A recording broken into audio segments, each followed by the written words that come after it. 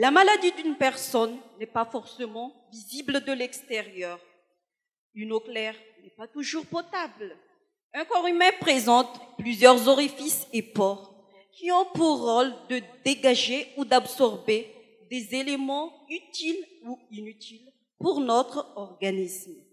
À l'intérieur, il y a les globules blancs qui sont les soldats du corps, lesquels présentent des zones sensibles ou des limites de tolérance face à l'introduction des éléments venant de l'extérieur.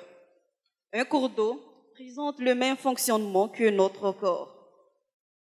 Aussi, les orifices sont présents là où il y a beaucoup plus d'activité humaine et les pores sont l'accès qu'on rencontre le long de ce cours d'eau. Les globules blancs et les globules rouges sont les plantes et les poissons qui maintiennent la santé de ce cours d'eau par l'auto-épuration.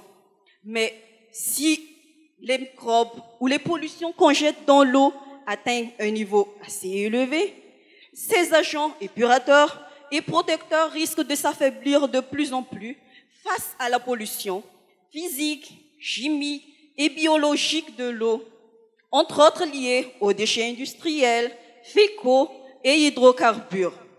C'est exactement ce mécanisme, santé de l'eau, que j'essaie d'aborder dans le cadre de ma thèse. Mais cette fois-ci, en diagnostiquant l'état physico-chimique d'un des plus longs canaux artificiels africains, qui est celui des Pongalan. Mon objectif est d'en faire le bilan de sa santé actuelle en termes de pollution, afin d'établir des stratégies de meilleure valorisation en lui administrant des médicaments préventifs ou curatifs nécessaires. Donc, les analyses microbiologiques et physico-chimiques approfondies qui vont se faire, ainsi que des inventaires des plantes et des poissons du canal, couplés avec des prises de mesures telles que profondeur et débit, me permettront de statuer davantage sur les médicaments ou sur, pourquoi pas, sur les vaccins pour lutter contre toutes ces diverses maladies.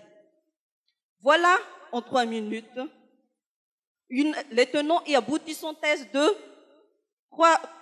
3 ans qui est spécifié sur un très long canal de 650 km et qui circule à la manière d'un grand serpent, mais inoffensif, à paysage paradisiaque. Merci.